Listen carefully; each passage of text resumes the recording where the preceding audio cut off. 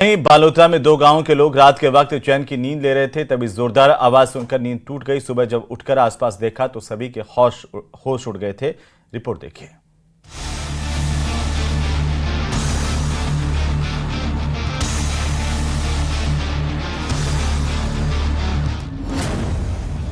बालोतरा में मिला बम, मचा हड़कंप।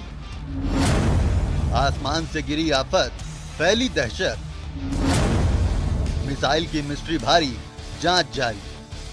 बालोतरा में मंगलवार सुबह उस समय सनसनी फैल गई जब दो अलग अलग जगहों पर मिसाइल जैसी संदिग्ध वस्तु के पुर्जे मिलने की खबर सामने आई।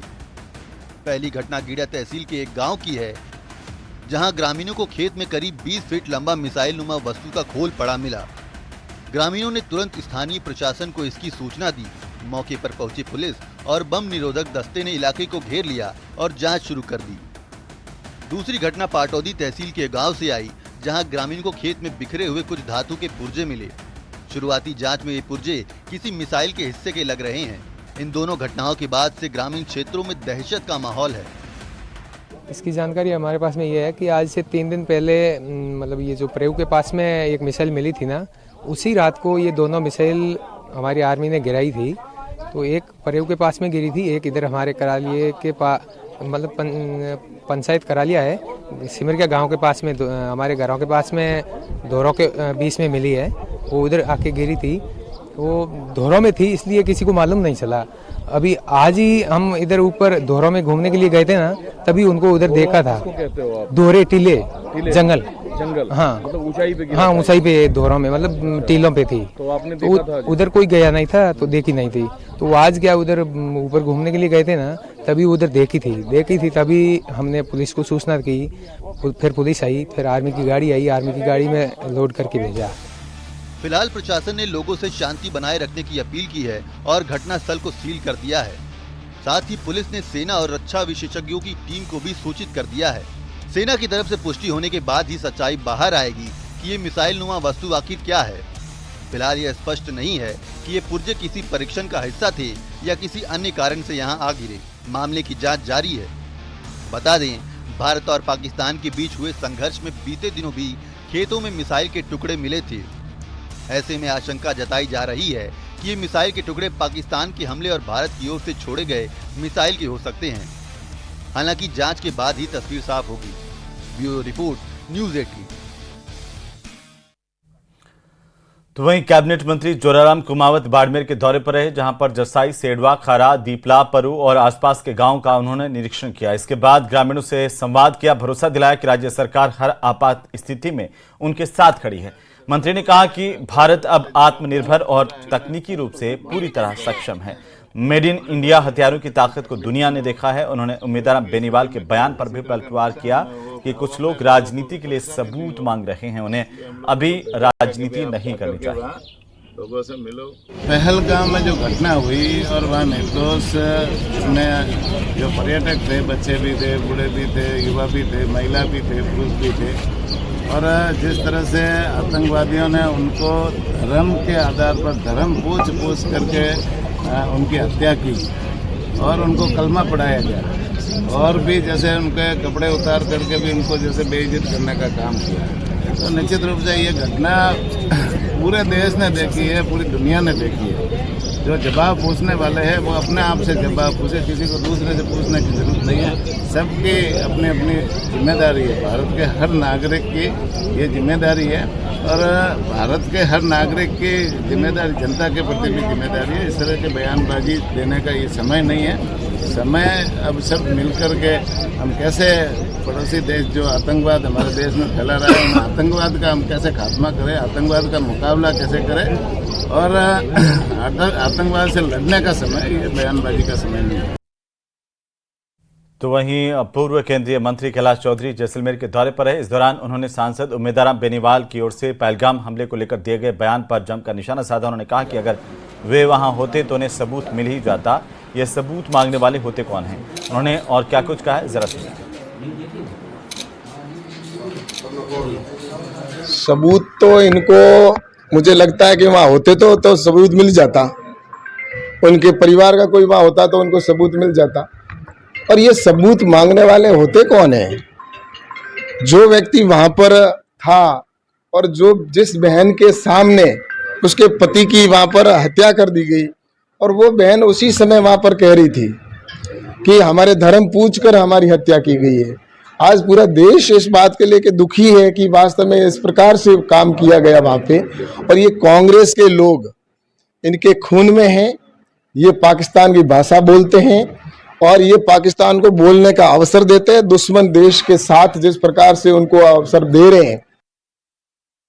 तो वहीं उधर ब्लैकआउट खत्म होने के बाद आज दूसरे दिन सोनार दुर्ग की लाइटें जला दी गईं। सोनार दुर्ग सोने की तरह चमकने लगा है। पिछले कई दिनों से भारत पाकिस्तान के बीच तनाव के चलते ब्लैकआउट का आदेश दिया गया था, जिसका जैसलमेर वासी पालन कर रहे थे। आज फिर से सोनार दुर्ग की लाइटें जली। सोनार दुर्ग का जायजा लिया हमारे संवाददाता ने। सरहदी जिले जैसलमेर में ब्लैकआउट के बाद ब्लैकआउट को राहत को लेकर आज सोनार दुर्ग है सोने की तरह चमक रहा है। जैसलमेर में कल जो ब्लैकआउट का आदेश जारी नहीं हुआ था, उसके बावजूद भी जो जागरूक लोगों ने, प्रशासन ने जो सोनार दुर्ग की लाइटें चालू नहीं की थी, आज सोनार दुर्ग की लाइटें चालू हो चुकी है। मैं कैमरामैन से आग्रह करूंगा वो दृश्य दिखाएंगे। देखिए जो सोनार दुर्ग है वो अब सोने की तरह चमकने लगा है। जो दुश्मन देश पाक द्वारा नापाक हरकत की जा रही थी, जिसको लेकर प्रशासन द्वारा ब्लैकआउट का जो आदेश जारी किया था, उसको लेकर स्वर्ण नगरी जैसलमेर में लगातार जो घर सहित तमाम जगहों की लाइटें बंद थी। लेकिन जो कल ब्लैकआउट का आदेश जारी नहीं हुआ तो भी सरकार द्वारा जो रोड लाइटें चालू करके आम लोगों को घरों की लाइटें चालू भली की, लेकिन सोनार दुर्ग की जो लाइट आज चमकने लगी, इसके साथ ही जो सोनार दुर्ग है वो सोने की तरह चमक रहा है। प्रशासन द्वारा अपील की थी, जिसकी आम लोग सघन जो विशेष पालना कर रहे थे, जो पाकिस्तान द्वारा नापाक हरकत की कोशिश की थी, उसको रोकथाम में ब्लैकआउट पूरा सफल नजर आया था। सावलदान रत्नू, न्यूज 18 राजस्थान, जैसलमेर। उधर भीलवाड़ा जिले में सहाड़ा विधायक लादूलाल पितलिया को एक धार्मिक कार्यक्रम में ग्रामीणों के विरोध का सामना करना पड़ा। विरोध इस कदर बढ़ा कि उन्हें कार्यक्रम छोड़कर जाना पड़ा। दरअसल विधायक लादूलाल पितलिया ने चुनाव के दौरान ग्रामीणों से अवैध बजरी खनन रोकने का वादा किया था, लेकिन अभी भी बनास नदी के आसपास धड़ल्ले से बजरी खनन जारी है। इसी कड़ी में सोमवार शाम को जब विधायक लादूलाल सुरावास गांव में आयोजित भजन संध्या कार्यक्रम में शिरकत करने के लिए पहुंचे तो गांव वाले विधायक को देख करके नाराज हो गए और आक्रामक हो गए। इसके बाद जब विधायक को मंच पर सम्मान करने के लिए बुलाया गया तो लोगों ने हूटिंग शुरू कर दी और विधायक पितलिया हाय हाय के नारे लगे। इस दौरान बढ़ते विरोध के बाद पितलिया मंच से सीधे नीचे आ गए और बिना कुछ कहे कार्यक्रम को छोड़कर चलते बने।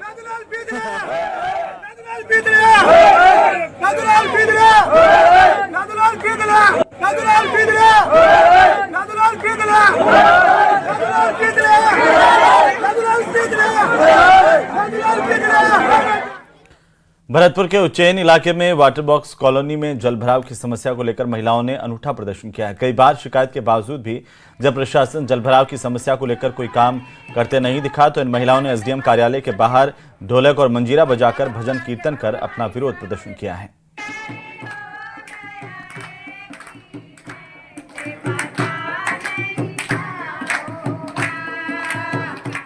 तो वहीं राज्य सरकार की ओर से चलाए जा रहे शुद्ध आहार मिलावट पर वार अभियान के तहत खाद्य विभाग ने ब्यावर शहर के ब्रह्मानंद मार्ग पर दबिश दी। अनमोल एग्रो पर खाद्य विभाग की टीम से हड़कंप मच गया। आखिर वजह क्या थी, रिपोर्ट में देखिए। ब्यावर में नकली तेल फैक्ट्री पर छापा। अनमोल एग्रो फैक्ट्री से 1070 लीटर तेल जब्त। कई बड़े ब्रांड्स की मिली पैकिंग। नामी ब्रांड्स के नकली उत्पाद बनाकर बाजार में बेचे जा रहे थे। यहाँ पर सूचना मिली कि यहाँ पे मिलावटी तेल और मिलावटी घी का व्यापार किया जा रहा है और वहाँ पे हमारे साथ में डीएसओ की टीम, पुलिस प्रशासन सब साथ में मौजूद रहे और हमें यहाँ चेक करने पे कई तरह के ब्रांडों के तेल मिले गए, जिसमें सोना सिक्का मिला गया, चंबल मिला गया, स्वास्तिक मिला गया, महाकोश मिला गया और हमने आज यहाँ पे करीबन 1070 लीटर तेल को सीज किया है। अब तक हम और आप त्योहारों पर ही खाने पीने की चीजों में मिलावट की बात सुनते आए हैं, लेकिन अब थोड़ी सी लालच में लोग खाने पीने की हर चीज में मिलावट करने लगे हैं। बताने की जरूरत नहीं कि मिलावटी कुकिंग ऑयल सेहत के लिए काफी नुकसानदायक होता है। देखने में नकली तेल असली तेल की तरह लगता है, लेकिन इसमें कई तरीके की केमिकल की मिलावट की जाती है, जिससे ये पेट में जाने पर जहर की तरह काम करता है। नकली और मिलावटी तेल के सेवन से डायबिटीज, दिल की बीमारी के साथ साथ लिवर और किडनी की बीमारी भी हो सकती है। ये तेल आपके दिमाग को भी नुकसान पहुंचाते हैं और आपके इम्यून सिस्टम को भी वीक कर डालते हैं। अगर आप इस मिलावटी तेल से अपने परिवार की सुरक्षा करना चाहते हैं तो आपको असली और नकली तेल की पहचान सीखनी होगी।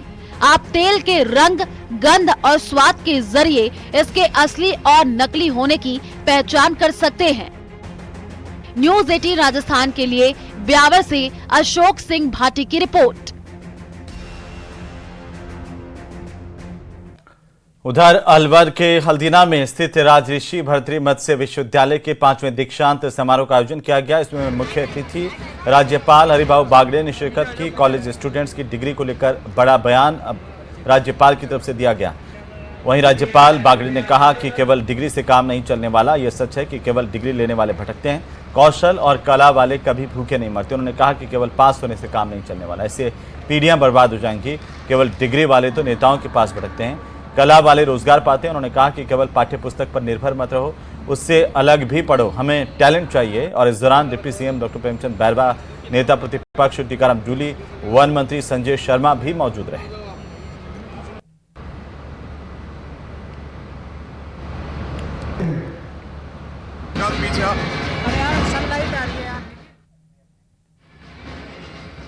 अजमेर में पुलिस ने बदमाशों के खिलाफ बड़ी कार्रवाई की है। पुलिस ने अवैध हथियारों के साथ एक आरोपी की गिरफ्तारी की। आरोपी के पास 3 पिस्टल और 4 कारतूस बरामद किए गए हैं। पुलिस को मुखबिर से सूचना मिली थी कि अज्जू, जो पूर्व में भी 10 पिस्टल के साथ रामगंज थाने में पकड़ा गया था, एक बार फिर से अवैध हथियारों की डील के लिए पुष्कर के मेला मैदान इलाके में मौजूद है। इसके बाद एक टीम द्वारा आरोपी को मौके से गिरफ्तार कर लिया गया।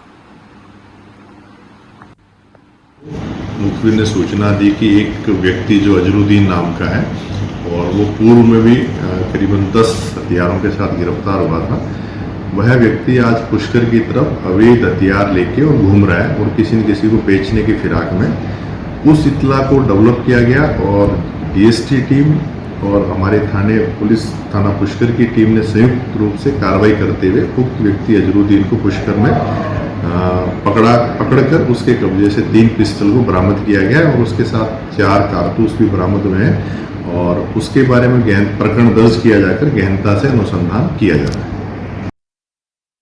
उधर किशनगढ़ में भी वकील की गिरफ्तारी का मामला तूल पकड़ रहा है। वकील की गिरफ्तारी के विरोध में मंगलवार को भी अजमेर जिला बार एसोसिएशन ने विरोध प्रदर्शन किया, कार्य बहिष्कार किया। इसके अलावा कलेक्ट्रेट के बाहर प्रदर्शन भी किया। इस दौरान वकीलों ने वाटर कैनन और फायर ब्रिगेड की गाड़ी से पानी की बौछार वकीलों पर की गई। वकील की गिरफ्तारी का विरोध जारी, कार्य बहिष्कार पर रहे सभी वकील, कलेक्ट्रेट के बाहर किया विरोध प्रदर्शन। ये तस्वीर है अजमेर कलेक्ट्रेट के बाहर की, जहां जिले के सभी वकील अधिवक्ता बालकिशन सुनारिया की गिरफ्तारी का विरोध कर रहे हैं। इतना ही नहीं, कार्य बहिष्कार भी किया हुआ है। इससे पहले अजमेर में सुबह वकीलों की एक जर्नल हाउस भी हुई। जर्नल हाउस के बाद सभी वकील कोर्ट परिसर से बाहर पहुंचे और रास्ता जाम कर विरोध जताया और इसके बाद रैली निकालते हुए कलेक्ट्रेट पर पहुंचे। कलेक्ट्रेट में घुसने के दौरान बैरिकेड्स गिरा दिए गए।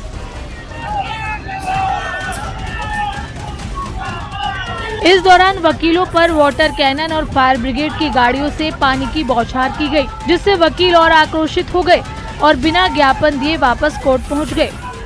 बार काउंसिल राजस्थान और समस्त बारों को इसकी सूचना देंगे और जिस प्रकार से इन्होंने जो लाठीचार्ज और जो वाटर कैनन का जो उपयोग किया, जिस प्रकार अपराधियों के साथ सलूक किया गया, वैसे अधिवक्ताओं के साथ सलूक किया, हम इसकी घोर निंदा करते हैं।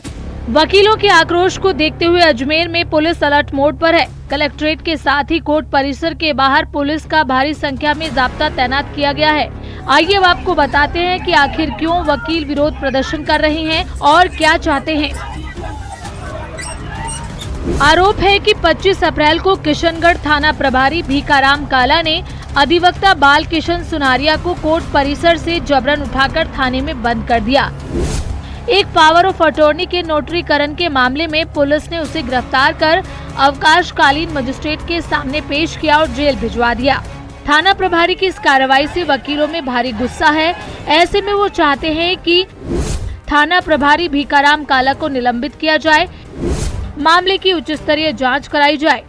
अधिवक्ताओं के खिलाफ कार्रवाई करने से पहले बार अध्यक्ष को सूचित करने के लिए एडवाइजरी जारी की जाए। बहरहाल अपनी विभिन्न मांगों को लेकर कलेक्ट्रेट पर प्रदर्शन करने वाले वकील बिना ज्ञापन दिए वापस लौट आए। अब देखने वाली बात ये होगी कि ये वकील कार्य बहिष्कार कब तक जारी रखते हैं। अजमेर से न्यूज़ 18 राजस्थान के लिए अशोक भाटी की रिपोर्ट।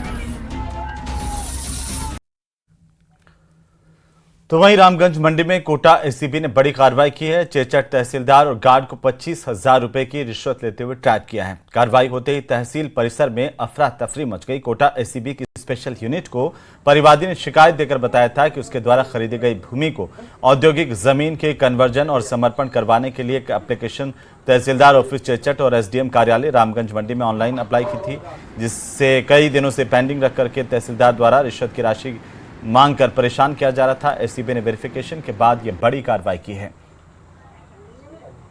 देखिए, हमें परिवादी से एक शिकायत प्राप्त हुई थी कि परिवादी की कोई 3 बीघा भूमि जो थी उसका कॉमर्शियल में कन्वर्जन कराने के लिए उसने एप्लीकेशन लगाई हुई थी और उस कॉमर्शियल लैंड के कन्वर्जन के तहत एसडीएम ऑफिस और तहसील ऑफिस में उसने आवेदन किया हुआ था जी। जब इस शिकायत का हमने सत्यापन कराया तो ये शिकायत हमें जो कोटा की स्पेशल यूनिट है एसीबी की वहाँ प्राप्त हुई थी। उस पर पृथ्वीराज इंस्पेक्टर जो हैं उनको इसमें सत्यापन के लिए भेजा गया था। तो सत्यापन के दौरान जो तहसीलदार चेचट हैं भरत यादव, इनका रिश्वत मांगना जो है वो सत्यापन से पुष्ट हुआ। उधर सीबीएसई ने 10वीं और 12वीं का रिजल्ट घोषित कर दिया है, जिसे सीबीएसई की ऑफिशियल वेबसाइट पर देखा जा सकता है। इस रिजल्ट में एक बार फिर से लड़कियों का दबदबा देखने को मिला है। प्रदेश की बात करें तो जयपुर की देबांशी शेखावत और सीकर की खुशी ने 500 में से 499 अंक हासिल किए हैं।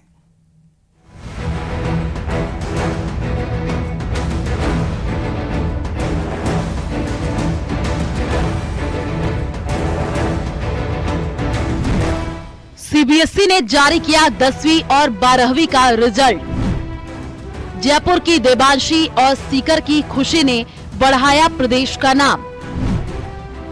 दोनों ने 500 में से 499 अंक किए हासिल। केंद्रीय माध्यमिक शिक्षा बोर्ड सीबीएसई ने 12वीं का रिजल्ट घोषित कर दिया है। जयपुर की देबांशी शेखावत और सीकर की खुशी शेखावत ने कमाल कर दिया है। दोनों ही छात्राओं ने 500 में से 499 नंबर हासिल किए हैं। जयपुर की देबांशी शेखावत ने 99.8% नंबर हासिल किए हैं। उनके 4 सब्जेक्ट में 100 में से 100 नंबर आए हैं।